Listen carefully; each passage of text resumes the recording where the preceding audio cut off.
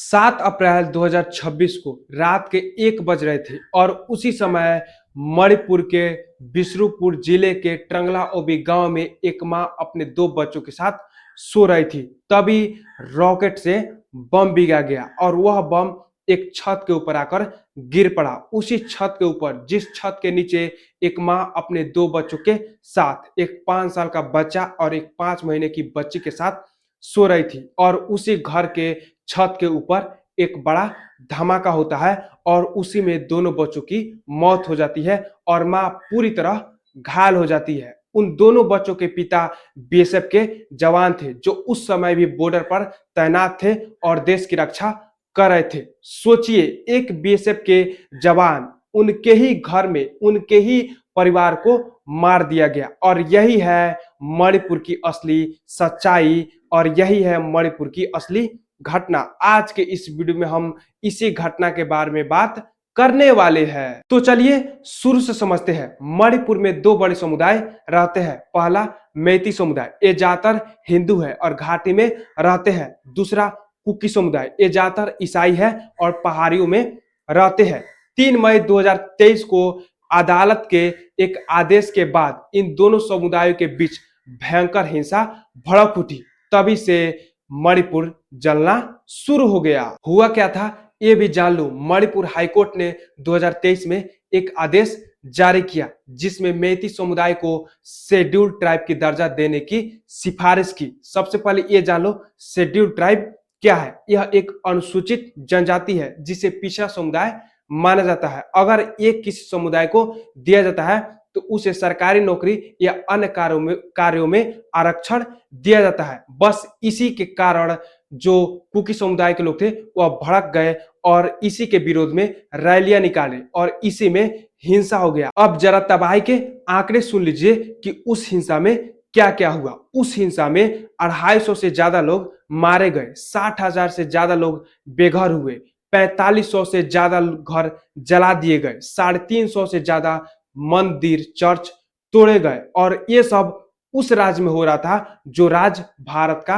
हिस्सा था। महिलाओं के साथ गलत व्यवहार किया गया, उनका वीडियो वायरल किया गया और गांव के गांव जला दिया गया। और वहां के लोग इंसाफ मांग रहे थे, सड़कों पर रैलियां कर रहे थे, लेकिन उनको सुनने वाला कोई नहीं था। अब बात करते हैं वहां की सरकार की कि जब ये सब हो रहा था मणिपुर में तो वहां का सरकार क्या कर रही थी। तो ये भी जान लो, मणिपुर के उस समय के सीएम एन बीरेन सिंह थे और उन्हीं पर आरोप लगा कि उन्होंने मेइती उग्रवादी संगठनों जैसे अरम्बाई तेंगोलो को संरक्षण दिया। कुकी समुदाय को विदेशी और अपराधी बताकर उनके खिलाफ माहौल बनाया गया। इंटरनेट बंद करके यह सुनिश्चित किया गया कि हिंसा की खबरें बाहर न जाए। बाद में कुकी संगठन सुप्रीम कोर्ट पहुंचे और ऑडियो टेप पेश किए जिसमें बीरेन सिंह की आवाज में कहा जा रहा था कि उन्होंने खुद इस हिंसा को भड़काया। एक फोरेंसिक लैब 93% निश्चितता के साथ कहा कि वो आवाज उन्हीं की है। और फिर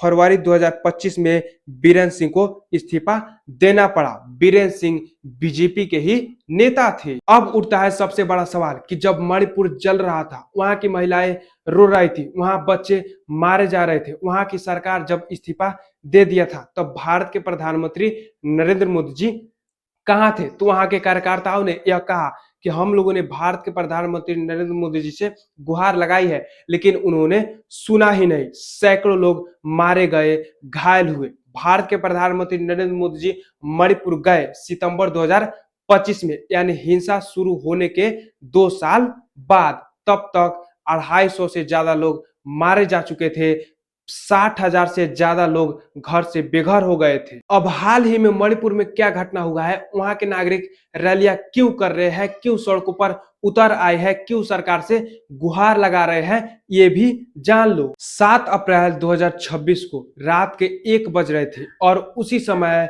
मणिपुर के बिष्णुपुर जिले के ट्रंगला ओबी गांव में एक मां अपने 2 बच्चों के साथ सो रही थी। तभी रॉकेट से बम बिगा गया और वह बम एक छत के ऊपर आकर गिर पड़ा। उसी छत के ऊपर, जिस छत के नीचे एक मां अपने 2 बच्चों के साथ, एक 5 साल का बच्चा और एक 5 महीने की बच्ची के साथ सो रही थी और उसी घर के छत के ऊपर एक बड़ा धमाका होता है और उसी में दोनों बच्चों की मौत हो जाती है और मां पूरी तरह घायल हो जाती है। उन दोनों बच्चों के पिता बीएसएफ के जवान थे जो उस समय भी बॉर्डर पर तैनात थे और देश की रक्षा कर रहे थे। हमारे honourable prime minister of India, आपको पता है कि जो आज हुआ है मणिपुर में, a mother was injured, her two babies, little kids were dead। फिर 18 अप्रैल को उखरुल जिले के नेशनल हाईवे पर एक काफिले पर हमला हुआ।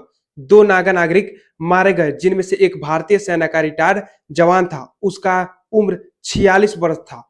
फिर 24 अप्रैल को उखरुल में 2 अलग अलग जगह गोलीबारी हुई जिसमें नागा और कुकी समुदाय के बीच 3 लोग मारे गए। दोनों समुदाय के लोग एक दूसरे पर इल्जाम लगाते रहे। फिर 25 अप्रैल को हजार लोग सड़कों पर निकले और मुख्यमंत्री की घर की तरफ मोर्चा किया।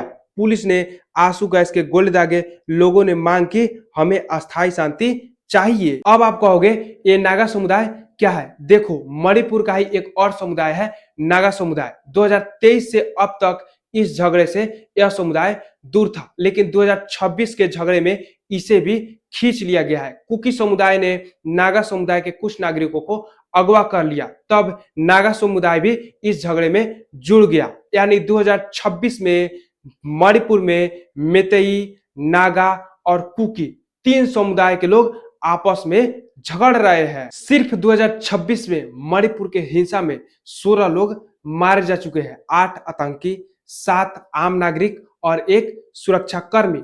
मणिपुर के नागरिक चिल्ला चिल्ला कर गुहार लगा रहे हैं नरेंद्र मोदी जी से कि यहाँ शांति स्थापित कीजिए, हिंसा को बंद कीजिए, दोषियों को सजा दीजिए, चाहे वह किसी भी समुदाय के हो। लेकिन नरेंद्र मोदी जी का काम क्या है? नरेंद्र मोदी जी का काम है कि जब बिहार में चुनाव पड़े तो बिहार में चुनाव रैलियां करने आ जाएंगे।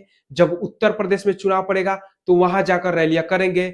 जब बंगाल में हाल ही में चुनाव पड़ा था तो वहां जाकर रैलियां कर रहे थे, लेकिन एक बार भी मणिपुर नहीं गए या मणिपुर के बारे में कोई भी पोस्ट जारी नहीं किए। देखो नरेंद्र मोदी जी, मणिपुर कोई दूसरा देश नहीं है, बल्कि वह भी भारत का ही हिस्सा है और वहां के नागरिक भी भारतीय है और वहां सरकार भी आप ही का है। और लगभग 3-4 सालों से मणिपुर लगातार जल रहा है, वहां हिंसा हो रहा है और वहां के नागरिक आपसे चिल्ला चिल्लाकर गुहार लगा रहे हैं, लेकिन आप सुन ही नहीं रहे हैं, ना ही वहां के हिंसा को रुकवाने का प्रयास कर रहे हैं। और हाल ही में एक बीएसएफ के जवान को, परिवार को मार दिया गया, उसके बारे में आप टिप्पणी नहीं कर रहे हैं। सवाल ये नहीं है कि कौन समुदाय गलत है, मेती समुदाय गलत है कि कुकी समुदाय गलत है कि नागा समुदाय गलत है। सवाल ये है कि इस हिंसा को सरकार रोकने का प्रयास क्यों नहीं कर रही है। यदि आप लोग को मालूम है कि इस वजह से सरकार इस हिंसा को रोकने का प्रयास नहीं कर रही है तो कमेंट में बताओ कि आखिर वह कौन सी वजह है जिससे सरकार भी उस हिंसा को रोकने से डर रही है।